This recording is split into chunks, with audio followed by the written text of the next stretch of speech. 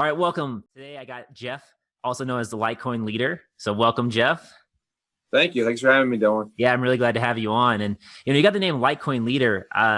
Let's start with that. Like, where did that come from? What made you that? It wasn't my first name, but Bitcoin Ben, I used it on Bitcoin Ben's show, and he had some trouble with my first name pronouncing it. But I was like, let's go with something that he goes Bitcoin Ben. Then we pick something that's get the double letter kind of the alliterative thing. And my first coin that I ever bought back in 2016 was Litecoin. So I said Litecoin Leader. I'm kind of like I like leading people. I like people look at me as a leader. So Litecoin Leader had a nice ring to it. It was easy to pronounce. So that's the way I went. Yeah, and you mentioned it was your first coin. You said 2016. So was that I like to hear people's origin stories when it comes to crypto. Was that when you first heard about it, or had you heard about it before? So tell me more about how you got in and why you jumped into crypto, because in 2016, it was still a lot further out there than it is now in 2021. It was. And I was involved in a number of guys I know that they've either done the poker thing, or they've done fantasy football or whatever. But I had some friends that one friend of a friend, he'd done Bitcoin, and he traveled through Asia and said he spent for his whole trip, everything was paid for with Bitcoin. Okay, now I'm interested. Yeah. So I started to delve into it more, and I learned about it. I used to do real estate, so I was always interested in the entrepreneur side. And I was never a big fan of the current financial system, but as I dug into it further, I'm like, oh, this is really interesting. And I dug into it, and I got into Coinbase, and they had Bitcoin, Litecoin, and Ethereum, and I dug into all three. And Litecoin really intrigued me a lot. So that was the first coin I really bought. So that was the coin that really resonated with me. It seemed like Bitcoin, but cheaper, but also more lightweight, and it seemed like the next generation thing. So that's the first coin I ever bought, probably like $20 or so back then. Yeah. And I've been hooked ever since. What was the price of Litecoin back then? It was in the teens, the 20s. It was right in there. And I do remember it was about 50 Litecoin or so equaled about a Bitcoin. So it was before Bitcoin, right around when Bitcoin was starting to age into $1,000 a coin. But Litecoin was about $20. Oh wow, yeah. So that's one thing that everyone in the industry keeps saying is just you can look at the prices today, but just look at them and just wait. Because if you look back in the past, things have exploded, which is wild. And you mentioned that you were drawn into the technology. I know this argument's been going around in the industry a lot about which coin has more advanced technology, and is Bitcoin's technology outdated, or, can you speak more to the technology argument about, does it matter? Is it important, or where is it important? Well, I mean, Bitcoin's the oldest one. It's 12 years old. Litecoin turns 10 in October. Yeah. So there's something to be said about something that's tried and true. Litecoin's never been hacked. Bitcoin's never been hacked. Litecoin's never gone down. Bitcoin went down once or twice in its first year, but they're both very strong coins. They're both proof of work. It's the original, it's like Gen 1 of the blockchain coins. Yeah. Now you're into proof of stake, the different ways of developing the coin with masternodes and such. But the technology, it's more about the use case than it is about the technology, because you have Bitcoin as a store of value, whereas Litecoin is more of a means of exchange, kind of like the digital gold of Bitcoin versus the digital silver of Litecoin. So there's 9,000 coins plus now. So they all have, hopefully, a good use case. And if you can describe your coin in like an elevator pitch and just say, what is this coin about? And you can explain it in 15 seconds or less. That's a pretty good argument that your coin, and also it has a good use case for people to understand that coin that serves a good purpose. Yeah.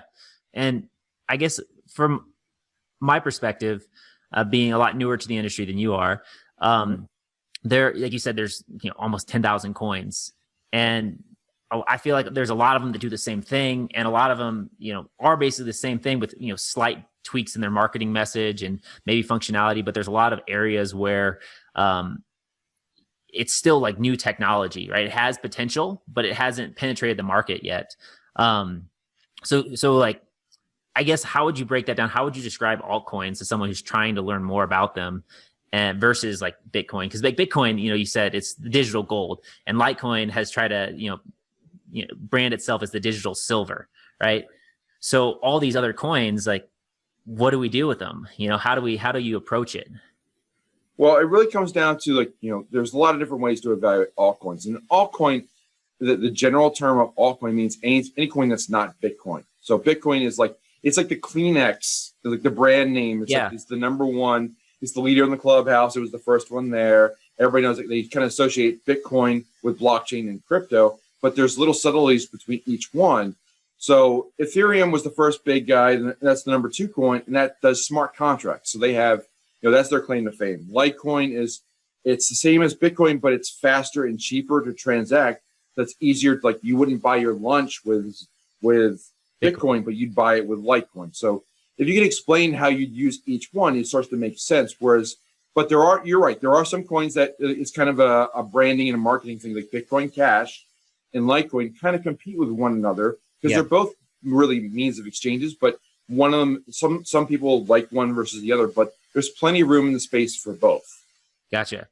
And so I guess when I'm trying to think about Litecoin, so how do you, I know there's a lot of talk about calling crypto, cryptocurrencies, crypto assets.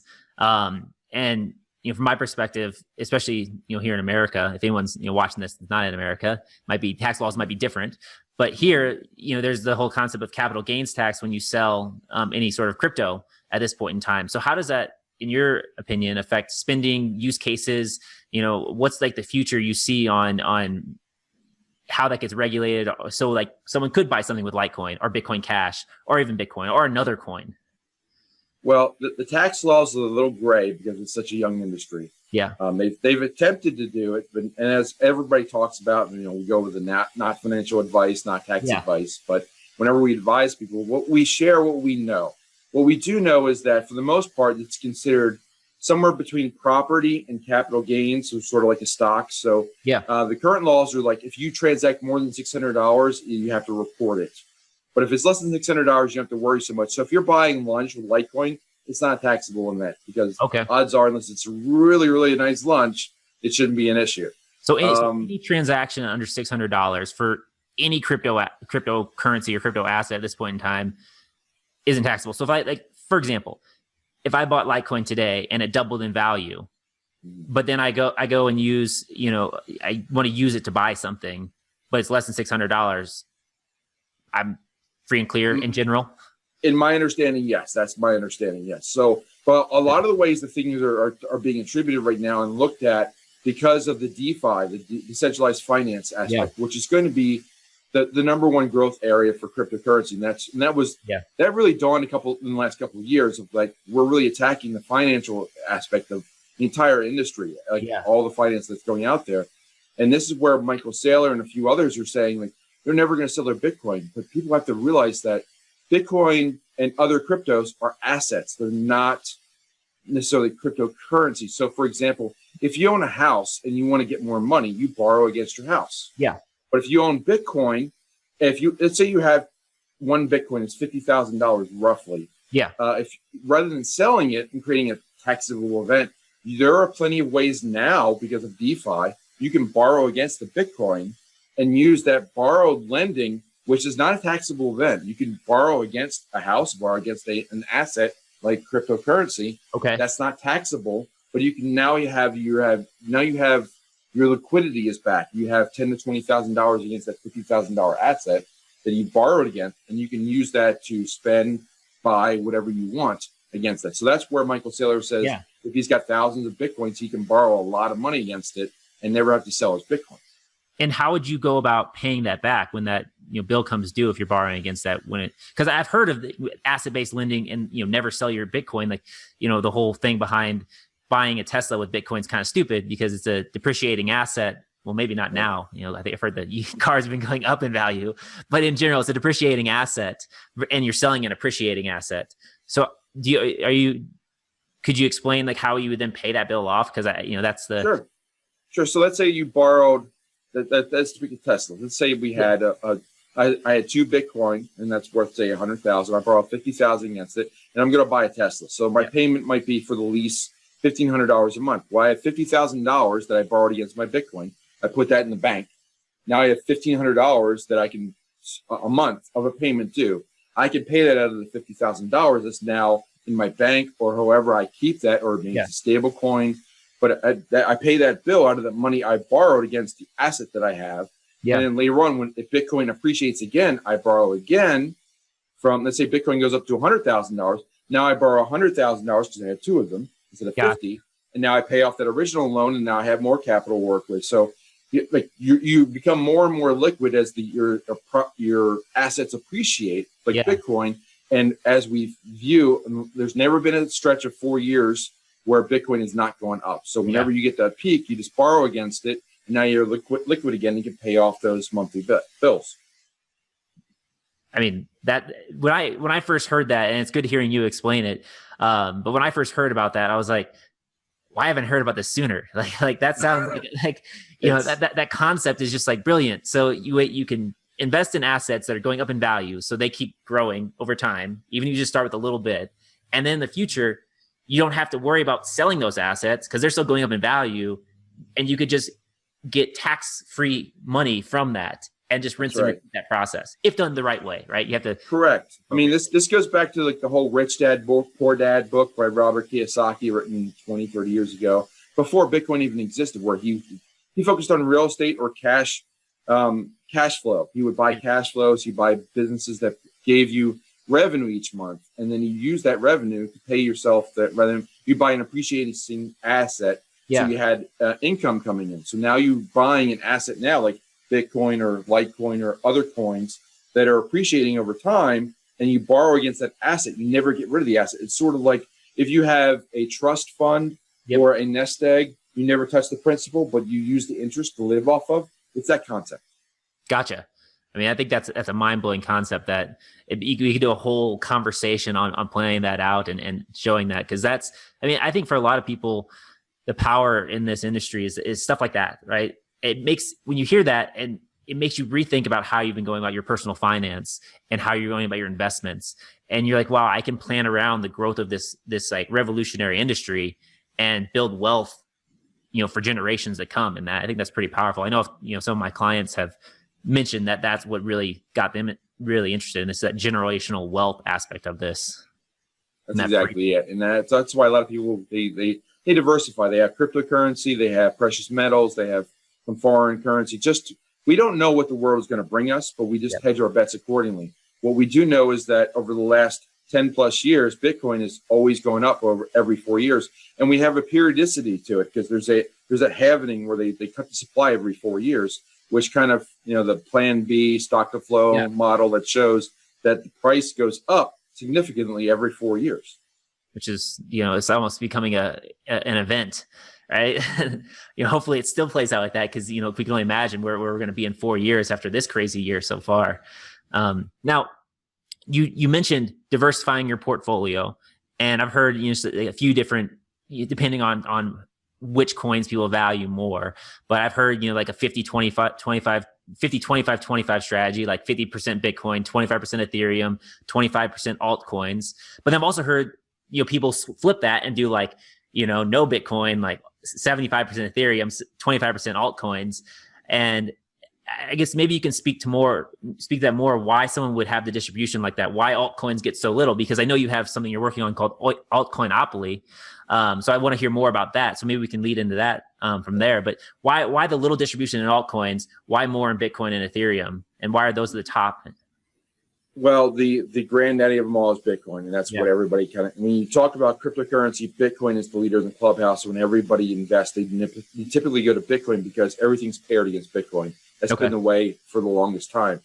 But your level of comfort of working with altcoins really depends on your knowledge of the other altcoins and what they do, and your comfort level, and also how you feel where we are in the market. Because there's like 4 levels. There's 4 seasons. There's Bitcoin season, and then there's Ethereum season, and then there's the top 20 or so, and there's altcoin season, which is like everything goes up. Okay. So that's sort of where we're at, and that's so. I always look at it and say, if we're going to pick between Bitcoin or Litecoin or another coin, like which coin is most likely to double sooner? And that's the coin I'm leaning towards being invested in. I like to diversify I'm in several coins. I'm usually in 20 to 30 coins at any given time. That's a lot of coins. So it is a lot of coins. There's a lot to stay up on, but that's my bread and butter. I live and breathe altcoins. People come to me often for altcoins, and that's why I invented AltcoinOpoly, where I created a board. I'm giving out different coins to fill out the board between now and the end of July on my website, litecoinleader.com. So you can play along with me. And it's my rapid way of expanding people's knowledge base about here's 30-ish coins that I like and here's why and the reason I like them. For example, I'll pick out coins. I like a lot of coins I call platforms, like Cardano or Atom or Zilliqa or I mentioned Cardano. So coins that you can build on, like Ethereum is the classic one, because you have Ethereum with like lots of ERC20 and all the different coins that they have their own blockchain, but other coins can start that way rather than building their own blockchain. They start on a platform and then maybe they build another platform on themselves, like the Theta would. That's how they started. So by having a platform in your portfolio or several of them, like Ethereum has like hundreds of coins in its blockchain. Yeah. So rather than trying to pick out which coin is going to be the one that blows everybody's doors off, you just invest in Ethereum and you get exposure to all the coins at once. So that way you get, you're kind of hedging your bets, kind of like buying a mutual fund. Okay. You have several hundred coins all at once.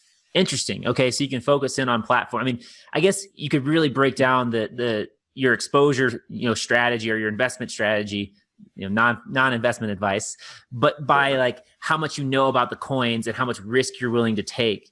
Because it seems like as you go further down the altcoin rabbit hole, because you're getting more and more coins, because you mentioned, 4 or 5 platforms right there, and each of them probably have 10 to 20 or more coins on those platforms. So you really got to be careful. And some of those coins probably are just trash, and then other ones are probably really good.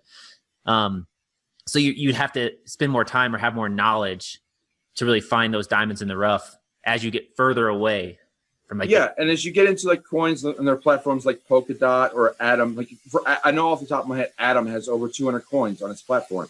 So rather than me picking out which coin on the Atom platform is going to be good, I'll just invest in Atom. I get exposure to 200 coins for the price of one coin, and that way I'm self-diversifying by owning Atom. I have exposure to 200 coins for owning one.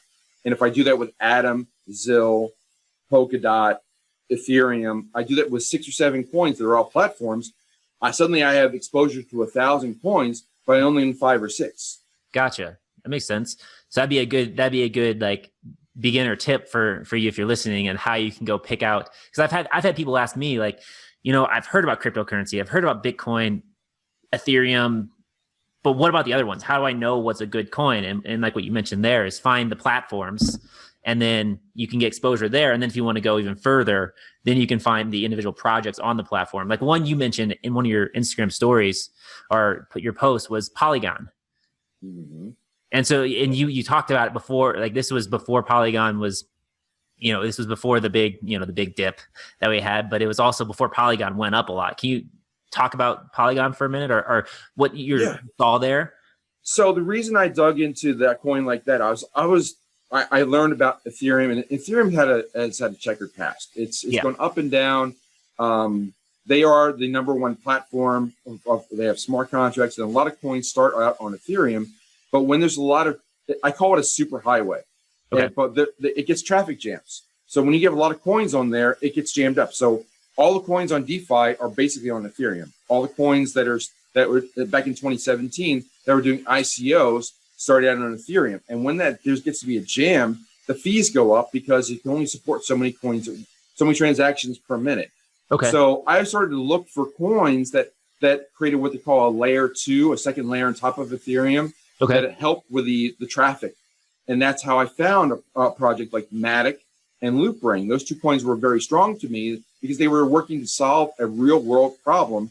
And Matic had a ton of partnerships, and they were doing such good things. And I jumped in there. I think I jumped in back in December, and it was like 3 or 4 cents. But this is where it made sense. Like this, they're solving a real world problem, and I could explain to people like Ethereum's clogged up. Matic helps to smooth that out and lower the transaction fees. So and once I explain what Matic does, they're like, oh, that makes sense, and everybody understands it, and they started to invest in it. And now it's gone from 4 cents to over $1. Yeah, it went up to over like $2.40, which is wild because I didn't know. I didn't know what you knew, and I saw Matic when it first came on Coinbase, and it was like around 30 cents or so, right? And so I was like, oh, this looks cool. Like I heard the name Matic before, and I feel like this is what a lot of people they're like, I heard about it, I'll put some money in there, and then lucky it went up. But there's enough times where you do that and it doesn't go up and all that. So you were looking for, I guess you hit on something that I think is important, is looking for that, because like you said, Ethereum has a checkered past and it has problems, or it has had problems. And there, with these new ecosystems, these new platforms, there are problems that need to be solved. And there are coins that come up to solve those problems. So if you can see what those problems are before they hit mainstream, before they're solved, that's an opportunity to invest in something or to find a diamond in the rough. Correct. If you find an answer before most people get there, you often reap some benefits. So if you find a coin before it's on Coinbase, but it's heading towards Coinbase, that's how I found a project called like Reserve Rights Coin, which is still not on Coinbase yet. But I know that they added it to Binance. I found that about a year ago. Okay. And that's a stablecoin project. But I learned that both Binance and Coinbase invested in it. That tells me eventually it's going to be on both. Yeah. So they added it. I invested in it about a year ago. Binance added it, I think, last fall. Coinbase is still not there yet, but there's a Coinbase effect. Once a coin gets on Coinbase, it makes it much easier for people in the United States to buy it, which makes the price go up. That's sort of like what everybody's waiting for a project like Theta, which is a top 20 coin, but it's still, I get asked every day, how do I get Theta? And sometimes when coins are harder to get, they represents a better value, because as soon as something is easy to get, the price goes up. Yeah, because then more people can just tap with their thumb and get it, which is good and bad. As I think we've seen, is that people that are not as educated, that are just kind of in it for the fun, can easily buy, but they can just easily sell as soon as some bad news comes, or they get or they want to take that money out to buy sneakers or whatnot. Exactly. Yeah. The easier it is, the easier it is for people to get in and out. But if it's if there's a little bit of a challenge, that can often be a little bit of a value to you. Yeah. No, that makes sense. More barriers to entry, only the people that really know are willing to jump through those hoops will actually get it. So is there a strategy for companies like, for a company like Theta, or for them to delay getting on Coinbase or getting on Binance? Is there a reason why they do that? Is it like a business choice? Is it because they're not there yet? Is it? Well, in a particular case of Theta, I think they focused on building the rapport in their networks and their validators, because they're associated with Samsung and Google, so they're working on their infrastructure and then building out their main net. They're about to launch their 3rd generation network just now, but they haven't really worried about market penetration. I think they know it's going to come, and the people that learn about the project, it will get there. With it being a top 20 coin, that's the thing, is like you can look at either a Coinbase or a Coin Market Cap, or a CoinGecko, and look at the top 100 coins, and you can live and breathe there and not have to worry about going off of out of the top 100. It's even if there's 9,000 coins, you don't need to leave the top 100 really to find good values, because there's the 100 projects, there's good stuff there. But as soon as you go past the top 100, now you're starting to get into the weeds, and maybe you need to educate yourself a little bit more. That's how you find your Matics or your RSRs. Mm-hmm. But those are usually found in like the top 300. You don't have to go too far deep into the weeds. Maybe a Divi. We've talked. I know that Divi's talk comes up a lot. I think it's in the top 500, but you don't need to go too deep just yet. I mean, the further down the chart you go, the harder it is to find a good product, because it's really in its infancy, and you just need to really understand what you're doing, because it's really hard to get some of these coins. But for the most part, I mean, you just stick to the top 100, stick to products that make sense to you, that have a good use case, and just diversify yourself. Okay. Now, I guess I'm curious, because they are crypto assets, and as you diversify into more of these altcoins, I've heard traders say the only reason they trade altcoins is so they can acquire more Bitcoin or more Ethereum. So what's your take on that? Well, I know that a lot of people have been, in the last 6 months before, we had this pullback here, we were claiming like, oh, look, we have another all-time high, but the all-time high is against the dollar. We really need to start thinking about the all-time high against Bitcoin, because we need to start measuring against Bitcoin, because that's really the metric now. Because once you're in crypto, that is the benchmark is Bitcoin. You're trying to beat Bitcoin if you're in something else. Otherwise, just buy Bitcoin. Yeah. So you need to measure against Bitcoin, because if you go back to the all-time highs from 4 years ago, just go back to Litecoin. It was 50 Litecoins to a Bitcoin. Well, Litecoin hit $300, $400 and became an all-time high again. But Bitcoin's 50,000. So it's still 100 Litecoin or more to be equal to a Bitcoin. So while in dollar cents, it hit an all-time high, it's an all-time high against Bitcoin. So you need to recalibrate your mind to say, I'm trying to get as many sats or Bitcoin equivalents as possible, rather otherwise just buy Bitcoin. So, but if you're playing a poker game, you're playing the toughest player at the table, which is Bitcoin, which is one of the hardest ones to beat. Yep. But that's the game you're in when you're playing with altcoins. Makes sense. I remember reading I stumbled across a Reddit thread from 3 years ago, and it was I hate Bitcoin was the title. And basically, the original poster was upset because they really researched all the cryptos, right? They understood the technology. They were enamored by all the technology of all the other coins and all that. And so they took their money out of Bitcoin and put it in all the altcoins. And, we know what happened. But, if you don't know, what happened was Bitcoin went up by 2 times and the altcoins just went down. Yeah. And it's really hard to predict when the altcoin season is really going to hit. But when the altcoin season hits, it hit pretty much for the most part about a couple months after the peak of 2017 when Bitcoin hit 20,000. Altcoins just took off like a rocket ship, and they were like 5 to 10x better than Bitcoin. Yeah. If you're in the right altcoin, like the Theta has done incredible against Bitcoin, Zilliqa has done well against Bitcoin. There have been some altcoins that outpaced Bitcoin, but it doesn't happen all the time. That's why diversification is key and getting exposure to as much of the entire crypto space. Yeah. If you believe in the idea of crypto, then getting good exposure across the industry, but while minimizing your risk, is really how you want to do it. And that's why I go back to platforms a lot, and I just say pick 5 or 10 strong platforms, which gives you, for 10 coins, you get exposure to 1,000 different projects, and that covers 10 to 20% of the marketplace, but about 80 to 90% of the market cap. So you're basically in the whole thing. It makes sense. So you can pretty much cover all the market cap, and so you get all those gains and everything. Now, would you ever, I guess, the last thing, and this is all stuff that you share and communicate with your members that join your AltcoinOpoly, right? And how can people get access to that again?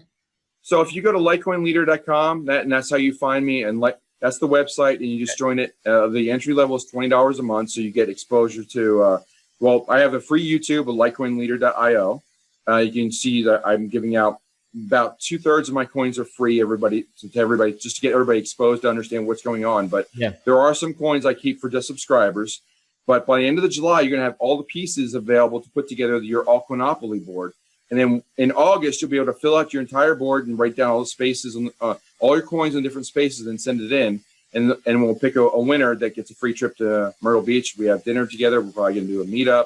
Oh, nice. So it's a pretty nice prize for about $20 a month. It's still, anybody that joins between now and the end of July is eligible. Okay. You watch the 30-ish videos, figure out where all the coins go, write it on a piece of paper, and take a picture of it, mail it in however you like. But that gives everybody, I think that brings everybody up to a certain level of understanding of altcoins, and just say, here's a typical portfolio of altcoins and then what I would do. And it gives you those platforms, gives you some DeFi, gives you some top tier, gives you some cheaper coins, and a good mix of the entire market space, and say, here's a typical portfolio, and here's something how to keep track and how to kind of manage your 30-ish coins. That's awesome. That's awesome. Because I mean, as I'm seeing right now, and if you're watching this, like, you know a ton about altcoins, and it takes a lot of time in the market, time researching, exposure, arrows in your back, gains and losses to get that knowledge to be able to pick out which ones are good and bad. And, you can either do that yourself, or you can get your help. Like someone like you who's been there, done that, and has this like great training program for people. I think that's pretty awesome.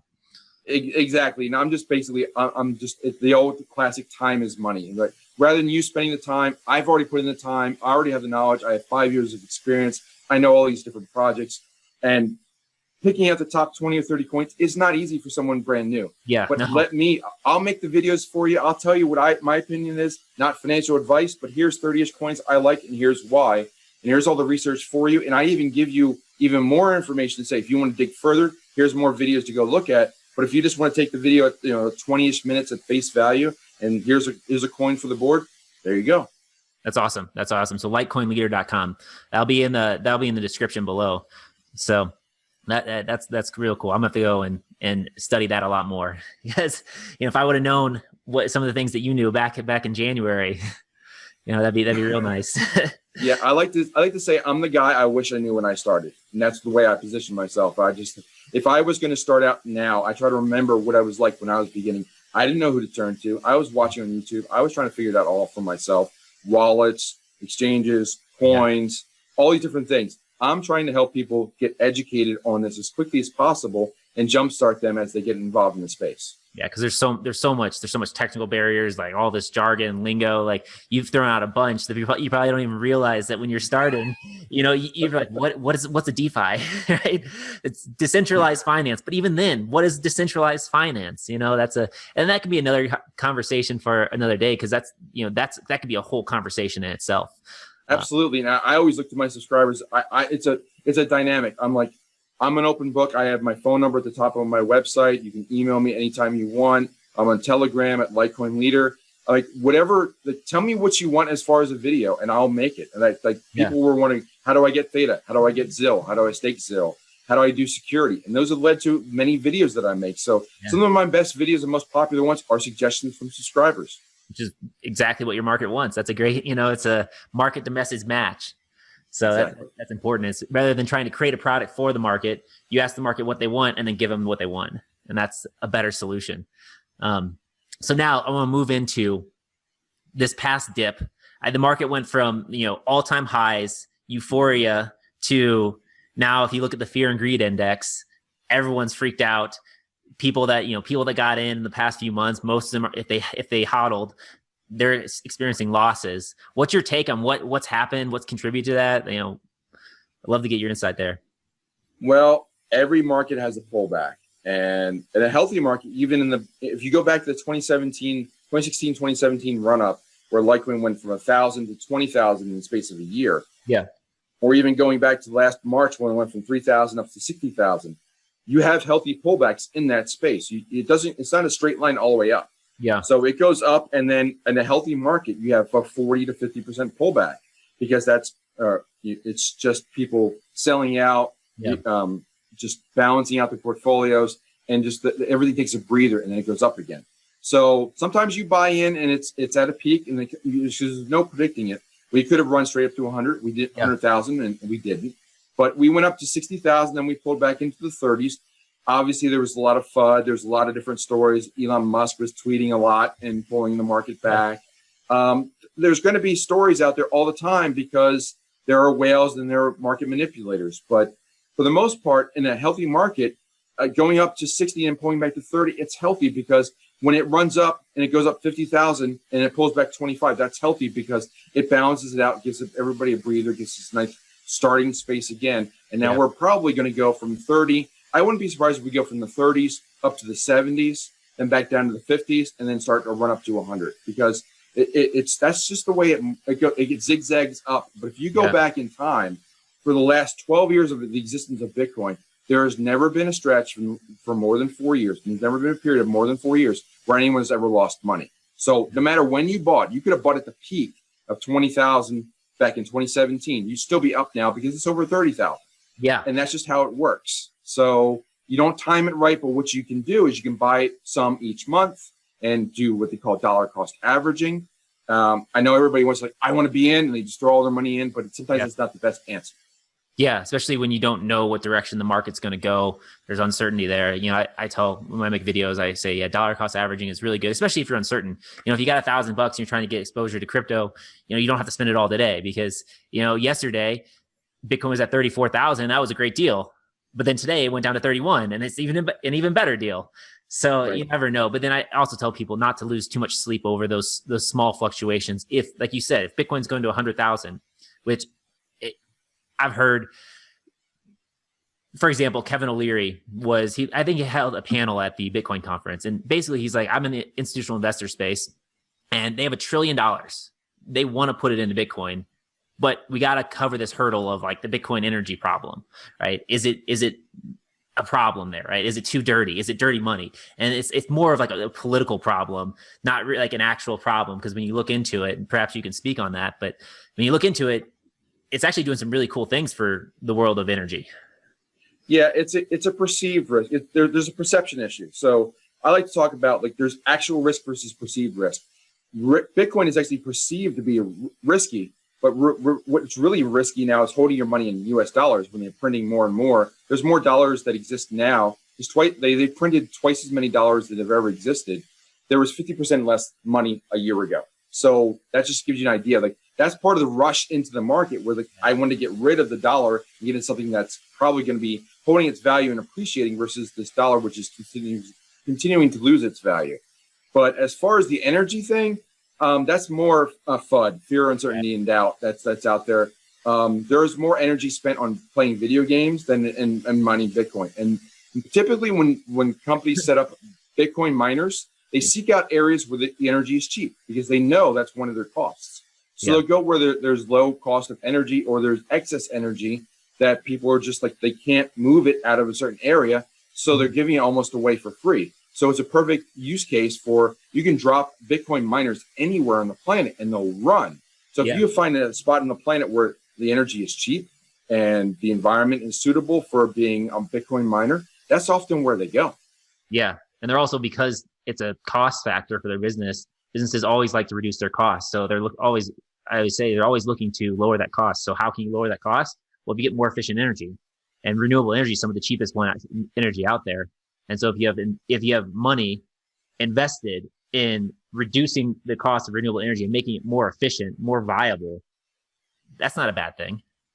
Yeah, if you have a product where part of your cost is the energy, that as a product owner or as a company, you're going to seek out the cheapest and most efficient energy sources, which is what Bitcoin miners do. So if there's any company or industry that's seeking out greener or better use cases of their energy, it's Bitcoin miners. Yeah, which I think is a powerful message. And I think it's good. This is one of those industries I tell everyone, it's like, I can't tell you to put your money in it, although I'd like to, right? I'm not a financial advisor, and it's, your money, you can do with it what you want. But the one thing I wish I would have done earlier, because I had heard about it. And, when I was in college, so when I graduated in 2013. So I heard about it then. And, I started working for a consulting firm and got a nice signing bonus. And if only I would have known, if only I would have taken the time to actually learn about it, right? Because it was no one in my circle was doing anything with it or talking about it. It's just you just hear these kind of rumors or headlines, these little like quips here and there. But I never took the time out of my day to go and research it myself. And had I done that before, things would be different. So I always tell people that's one of my biggest regrets when it comes to this industry over the past 10 years is I never took the time to actually learn about it, despite seeing it around me. I think that's a similar story for a lot of people. Yeah, and that was actually one of the first videos I made on my YouTube channel. And I tried to incorporate about 10 or 20% of my videos. Amazing, I've got that many videos, I can say like only 10% of that. But I try to talk about psychology and the mental aspect.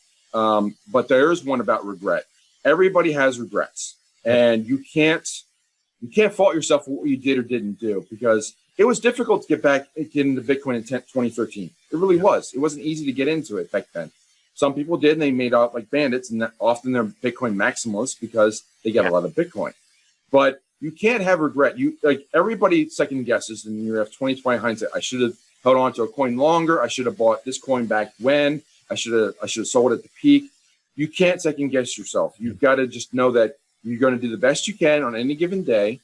Just know that this is an asset class that's appreciating. Get into it. So, again, telling myself, 2021 self talking my 2016 self, just get in. Don't worry about what mistakes you're going to make. You will make mistakes. Mm-hmm. Everyone makes mistakes, but just get into the marketplace. Do the best you can. Take a profit, and just keep plugging forward. Don't worry about what the other guy before you has done, because there's always going to be someone that has beaten you to the punch before that. Yep. So when I started, I thought I'm never going to catch up to these first guys we started in 2012, 2013. Yeah. But now people are looking at me and say, I'm never going to catch up to Litecoin Leader. He's been in this for 5 years. It doesn't matter. We're still very early. Less than 2%, maybe 3 to 5% of the entire world is in cryptocurrency. That is still early adopter phase. Well, and even if you look at the top, that is all great that you said there. I think that's good life advice. Not only crypto advice, but it's good advice to take to heart. You can only do your best, and don't have regrets on your past decisions. You can only learn from them and move forward. But I think, like you said, it's really early, and so the future is very uncertain. Because if you look at even the top all the top coins, right, including Bitcoin, they still are growing, right? There's still a lot to them. And so that makes the future exciting, but it's also like, because it's very unknown how these new technologies are going to influence the current systems that we have in place, which I think makes this industry one of the most fascinating industries out there. And, like back to the Kevin O'Leary, he says $1 trillion is going to come into Bitcoin. It's just waiting there. So there's money waiting to go into this industry. So I know I'm telling myself, as the price, if it goes down and you hear all this FUD and you're like, oh my gosh, did I make a mistake? Did I, is this going to just end, right? Am I going to be that person that, 5 years from now, it's like, oh, you got by crypto? I don't want to be that person. No one wants to be that person. But then you start listening to like the real stuff that $1 trillion wants to come into this space. We have countries that are adopting it. It's going to grow. And so I just want to end with, how do you think the future is going to play out? Just a prediction. Well, I try to focus on what I know as facts. And the facts are that blockchain is truth. Blockchain is going to enter into a lot of marketplaces. Bitcoin was the first killer app on blockchain. So blockchain is going to continue to penetrate many different markets. The DeFi sector is going to go up, the decentralized finance, because finance is such a big area of industry. Bitcoin is basically competing with gold. So it could be winding up being 10 trillion or more, whereas Bitcoin is only about $1 trillion and a half right now. Yeah. So it could easily go up 5 to 10x, but the rest of the sector could go up 50 to 100x just because there's so many other things that blockchain can get involved with. That's why all these different use cases that exist. Mm-hmm. So there's so many different things where blockchain and crypto can go, and so many areas where this can go with all the finance, all the different areas of financial aspects in the world. It's just going to be an amazing growth period, but I don't think people can quite fathom how big this is going to get, because they don't. It's hard for them to wrap their minds around how big the financial industry is globally, as more and more people that don't even have bank accounts get banked. As more people get into the financial sector and start to remove themselves from the existing legacy to the new regime. So crypto could go up 100x from here in the next 5 to 10 years, and it wouldn't surprise me one bit. And that's wild. That would be, we'd love that. That's why it doesn't matter what the price is today. Yeah, if things are going to go up 100x. If you bought in for 30 or 60, but it winds up being 6 million versus 3 million, what does it really matter today? Yeah. And you don't want to get too greedy. And I think you mentioned a couple of things is just that there's opportunity beyond just investing in the coins, right? Learning blockchain, learning how it flows, seeing because you said this earlier, seeing the problems that need to be solved and creating solutions around that. And that's one of the things I try to talk to people about is, you don't have to just trade coins to be a part of this industry. You can create a business around it. There's so many avenues and so many things that you can do. You just got to get creative and pay attention. Yeah, DeFi didn't exist 3 years ago, and now look where it is now. So there's going to be a different thing. NFTs didn't exist 2 years ago. Now look where that's heading. So non-fungible tokens, and that we didn't even talk about that. That's an entirely separate project, but that could easily replace intellectual property or real estate deeds very easily going forward. And just imagine all the middlemen that could be cut out going forward. Yeah. Well, Jeff, it's been a pleasure talking with you. You have a ton of knowledge. I appreciate you sharing it all. I'm gonna have to have you on again, and we can dive into some of those specific topics like we mentioned. Just before we go, can you remind everyone again where to get access to your resources, where to find you at? Sure. Litecoinleader.com is the easy way to find me. That's my main website. Litecoinleader.io is my YouTube channel. And on Telegram, it's Litecoin Leader. So it's pretty straightforward. If you remember Litecoin Leader, you can find me. Awesome.